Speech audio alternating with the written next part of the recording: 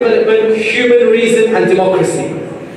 However, people in the last 50 years have realized all of that progress going towards science, development, has it made the world better? Has it made the world better? Are there more or less wars now than before? Well, there are more wars. They're just called just wars. They just become legal wars. When in my university, my thesis was on the Iraq War. And I studied how all of the arguments for this war were made to look like they are legal. Because when you use the word law, anything can become allowed. They just changed their tactic. Okay, are people more happy now than they were now or 500 years ago? I don't know. The world is so much more depressed. The world is so much more, forced into this 9-to-5 lifestyle of capitalism where they're no longer making any mental progress. Are we better people? No. So a group came 50 to 60 years ago called the postmodernists. And they decided we need to deconstruct all of the work of the modernists to enter a new era. And this new era has 3 definitions for what makes postmodernism. Okay, let me go through them, inshallah, in a way that we will understand. What is postmodernism? We know where it came from modernism. What is it? Number 1, postmodernism is an attitude of skepticism and irony. They want to deconstruct everything. They want to mock and make fun of everything. Nothing is sacred. Nothing is worth protecting. Everything can be made fun of. Everything can be deconstructed. Everything can be broken down and eliminated. It's an attitude, it's an idea that we can go through and we can argue and question against everything. There's nothing sacred anymore. Words don't mean anything anymore. Words have no value. One politician says one thing, he changes his mind the next year, no one cares anymore. A group of MPs can vote against someone in private but clap for him in public. Doesn't mean anything. A politician can stand there and speak open lies and still be in charge. Doesn't matter anymore. The media can say something which is completely untrue, but no one has any accountability. It's an attitude of being skeptical and ironic against things.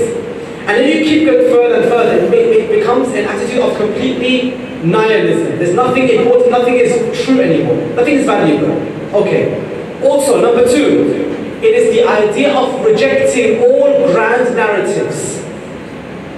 Postmodernists were unhappy with communism, Marxism, Christianity, Judaism, Islam, anything which explains history. So for postmodernists, there is no capitalism, no communism, and there's no religion. Because history is not defined by a narrative. For example, Allah made Adam, then he sent another prophet, and there was a book of Quran, and then there was an Imam, Ahlul Bayt, then they have Marjiyah. None of it is real for them. There's no history which is true. They are just different ideas of history. And anyone who claims to be in power just wants in power. There's no grand narrative, no meta-history, nothing. There's no ideology. And third, the most important point of postmodernism, there is no such thing as truth. Number 1 is what? We are skeptical, we are deconstructing everything. Number 2, there's no grand narrative, there's no truth in history. But 3, there actually is no such thing as truth. Truth doesn't exist. There's no one truth anymore, no haqiqat. There's no truth about human nature, there's no fitrah, there's no truth of objective reality, there's no truth about how society should be run, there's nothing. There are just different ideas. I have my truth, you have your truth. And each of us identify as what makes us feel like it's our truth. Okay? My truth, your truth. That's it. The more you go, you realize anything which anyone says is true is just their culture speaking. Let's say you're a Muslim because you grew up in a Muslim family and a Muslim country, and that makes you a Muslim. And if you were born in a Christian family, you'd be a Christian. If you grew up in ancient Greece, you'd be an ancient Greek following that religion. If you grew up in India, let's say 400 years ago, you'd be a Hindu, no question, in parts of India. The idea is there's no one truth, there's just different ideas. This is called relativism. These 3 things combined make for postmodernism. And that's the world we live in now. They question everything, nothing is left sacred. There's no grand narrative, no religion, no ideology which is structured around the world, which is true. And number 3, there is no truth anymore. And so, when artificial intelligence came, AI, you have Siri on your phone, or you have Google and these things, when they programmed these programs, they found out there was no one reality to program in there. So they said, you know what, there must be no such thing as reality. There's just my idea and your idea. These three things have become postmodernism. This idea is affecting Muslims in the world right now, at this minute. So many problems are going to come from this one issue of postmodernism. How? We just start Muhammad wa ali Muhammad.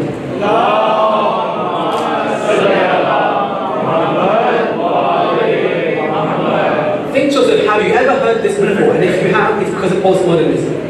Have you heard someone say, Islam belongs 1400 years ago, and maybe for that time it was good, but now we've moved on, life is more advanced, we don't need that religion anymore, it belongs to the past.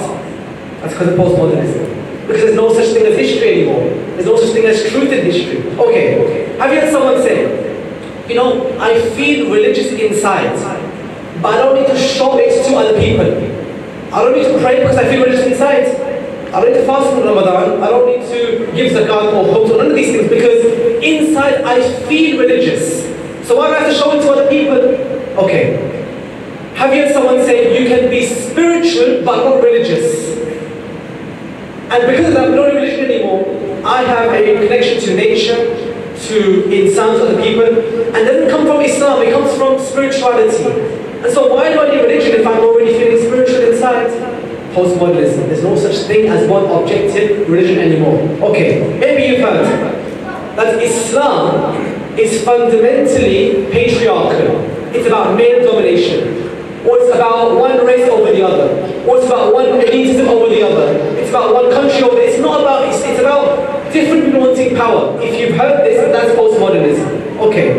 Maybe you've heard someone say there's no such thing as fitra, as human nature. All that exists is what you identify as. There's no human nature, there's nothing which is fixed as Insani. Anything you want to be, you can be. Postmodernism. The idea there's no human nature. Okay, maybe you've heard that you have your truth, I have my truth. Don't tell me what you want me to do, I want to do what you want you to do. Postmodernism. The idea that I have my truth, you have your truth. There's no need for no need for encouraging. Look, you do what you're doing, it's your life, you live your life. And I've got my life, so don't tell me what to do. Postmodernism. All these issues we are facing come from this idea that there's no one truth, there's no one history, no one narrative, and I can question anything and not believe in anything. The world right now is going in that direction. Now go back to Abedillah. The world is changing. You know what? Let's read the actual khutbah he says. Read the salawat.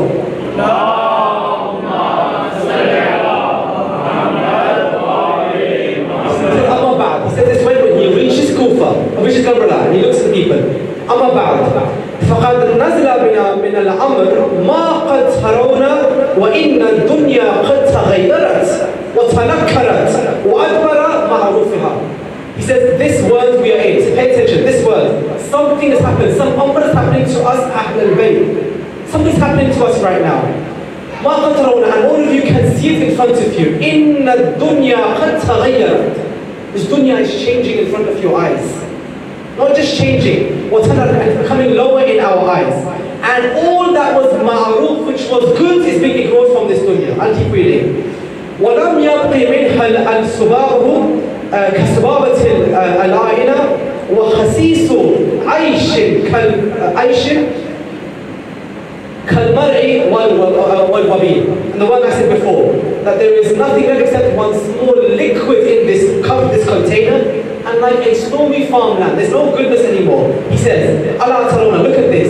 إِلَى الْحَقِّ لَا يُعْمَلْ بِهِ. No one is doing amal on haqq anymore. وَإِلَى الْبَاطِلِ لَا يُنْتَحَهِ عَنْهُ. And no one's doing nahi of batil anymore. This world has changed all around me. Then he keeps reading, and the word he says, maybe you've heard this in other places. He says, لِيَرْغَبَ الْمُؤْمِنْ فِي لِقَاءِ اللَّهِ. So the mu'min should want to meet Allah. فَإِنِّي أَرَى الْمَوْتَ السَّعَادَةِ وَإِنِّي أَرَى الْمَوْتَ السَّعَادَةِ وَالْحَيَاةِ مَعَ الظَّالِمِينَ إِلَى الْبَرْمَ. I see living on this dunya as disgrace with the dhalim. And I see death as sa'adat. Hussein says this when he reaches Karbala. I see death as honorable. I don't see any value left in this life around me anymore. Al-Nas Abidu Dunya, people are al-abd of this dunya. Wa deen, and religion is la'qun ala al-sinatihim. It is like a flavor on their tongue. That's religion on their tongue. يَحُوتُونَهُ مَا دَرْتْ. It is something which is preserved. When they're successful, they're all religious. مَعَايِشُهُمْ فَإِذَا مُحَمَحْسُوهْ بِالْبَلَاءِ قَلَّ الدَّيَانِ. And the moment they have bala, they leave this religion behind. Islam is like a flavor on the tongue, he says. When it's tasty, they are all many. But when life becomes hard, he believes become few. Now go back to our world. Isn't it the same thing? It's literally the same thing. The world is changing. Right has become wrong. Wrong has become right. All around us. And all that's left of the good life is like something small, because everyone's trying to take away from you the good Islam. Why? They say there's no such thing as truth, no such thing as history, no such thing as goodness, and everything's what you decide it is. And day by day we're becoming worse and worse. If, when I mention the issues, you're thinking, I'm facing the same problem, I have for you some hope. Aba Abdullah alayhi salam is Safinatul Najat. She's a ship of salvation. And over the next 9 days from now onwards, or 10 days, nine lectures, we're going to go through different parts of postmodernism and how Aba Abdullah helps us address these issues. Tomorrow, inshallah, we will see how, when they say there's no such thing as truth, there is truth. Allah is Haqq. And all those who are close to Haqq are known as the people of Haqq. The next day we will see how when they say there's no such thing as one grand narrative, there's no one history, we'll say no, there is one plan happening by Allah subhanahu wa ta'ala. From the beginning until the end of creation and more, there is a plan. And we are all in the middle of that plan. And by going to Quran and Hadith, we can see exactly where we are in the divine plan, which they deny. Then we will see that when they say there's no such thing as society, there's no one social existence, we say no, there is one society. It's called a social wilayah, love of Ahl al-Bayt. And that keeps society as one. And how do we answer them when they say no such thing as society? Then we look at identity on the night of the 4th of Muharram, when we'll see how, when they say there's no such thing as identity, and all that exists what you choose to be in your own identity, we'll see no. The example of Hur shows us that insan can grow as long as they are close to Haqq. And there is a real thing called identity. Then we look at the Quran on the night of the 5th, and about how when they say that there's nothing that can guide us in our modern life, this one book can guide us.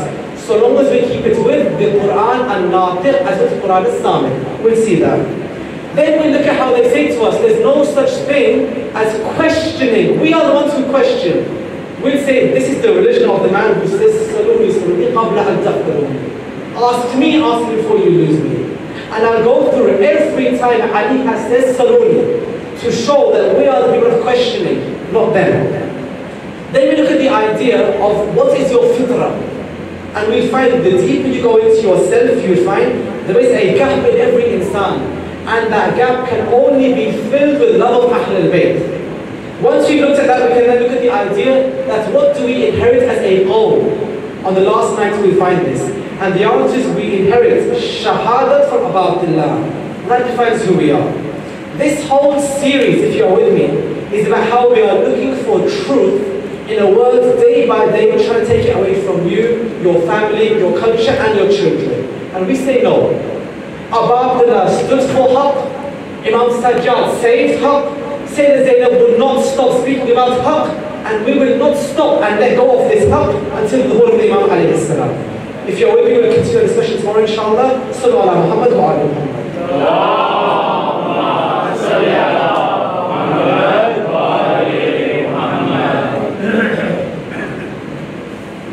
Let us now turn our attention, if you can turn the lights off, so we'll have the scene of Aba Abdullah alayhi salam, towards the days that are coming up of Muharram.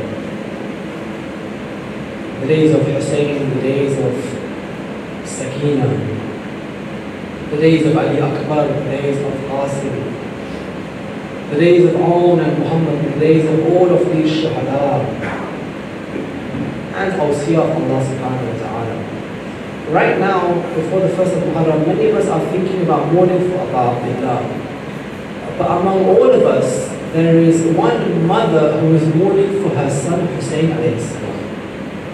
Let's think for a moment that of all the Azadar, everyone who mourns for Aba Abdullah, this is the time that Zahra herself comes to the years she is waiting to mourn for Abu Abdullah, and now the time has come for a mother to cry for her son who was killed while he was thirsty. Do you know in our books we read that on the day when Syed Abbas Farshori is attacked behind the door, a riwayah says Abu Abdullah himself was in the house watching his mother in that state, seeing the daughter of Rasulullah behind the door, saying, I am the daughter of Rasulullah. How can you harm me? And the enemy saying to her, so what? We will burn down this door if you don't come out of this door. Hussein is watching. And so they say on the last moment of Zahra al-Islam's life, which is on her deathbed, she says, Ya Amir al-Mu'mineen, I know that you are strong, but when I leave, you must be stronger, for I'm going to leave this world from you.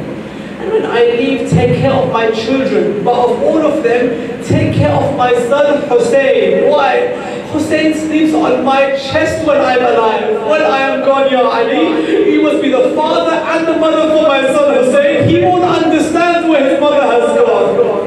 Ya Ali, when I leave, take care of this. So Abdullah lives his whole life without his mother from that moment onwards. Now come to Ashura, days of Muharram. Abdullah is a yatim on the day of Ashura. No mother and no father. Think about this. Zahra right now is mourning for Abdullah. Why? Because when Hussein is walking towards the Maqtal, alone with no family and friends, and we're coming towards that day, they say he hears a voice. What voice? The voice is someone saying, Mahlan, Mahlan, ya ibn Zahra.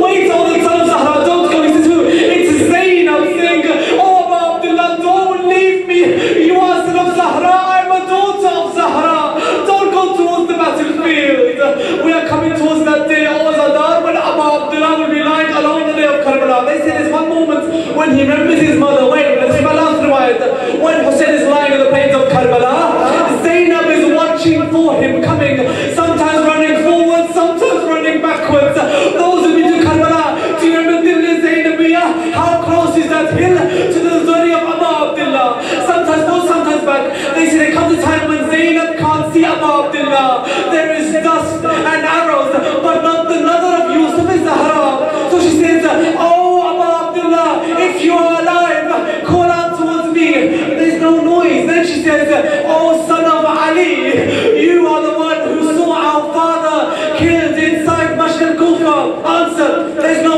answer. Then she says, oh the one who sat with me and pulled the arrows from the body of Hassan. If you are alive, call out towards me. There's no answer. Then Zahra, then she says, oh the one who is the son of Zahra, stand up. At that time Hussein has arrows in his body, but he stands and says, no one should mention the name of my mother Zahra or her broken ribs. Hussein is still alive. Zainab, go inside. Hussein still has life in his body. Inna lillahi wa inna ilayhi raji'un. Ridwan wa qadahi wa taslim bi amri. Ya Allah, Ya Allah, Ya Allah. For the sake of Syed Abbas Farshori, allow all of our mothers to be safe and alive in these days of Muharram, Ya Allah. For the sake of Abdullah, all of those people who are in this Majalis, let all of your sins be forgiven, Ya Allah. Every tear shed, let this tear be the wiping away of all of our guna kabira and saghira, Ya Allah. Ya Allah, this Majalis, these organizers who are trying so hard, and let them be successful for the days of Muharram, inshallah. Ya Allah, finally, all of those youth, those Jawan who are coming and who are at home and who are listening, let all of them stand with pride as a Husseini under the Imam of Zaman, inshallah. اللهم إني أسألك بحق فاطمة وأبيها وبعد بنيها وأسر واستودع فيها أن تصلي على محمد وآل محمد.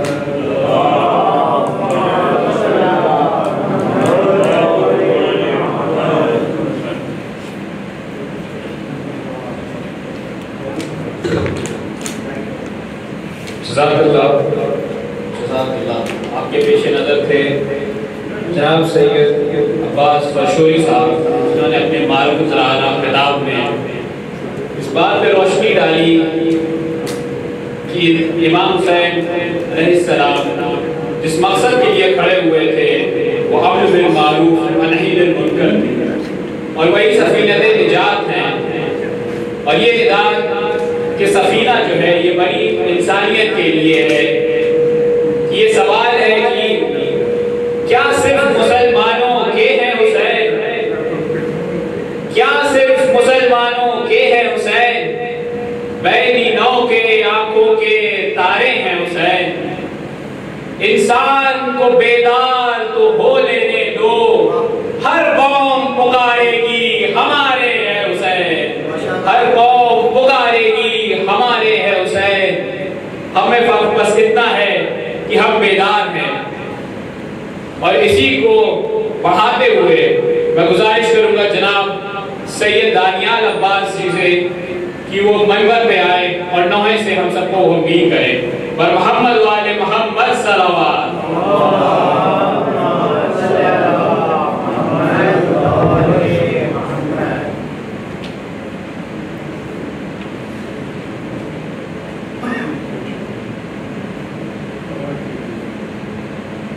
और बुलंद सलावत।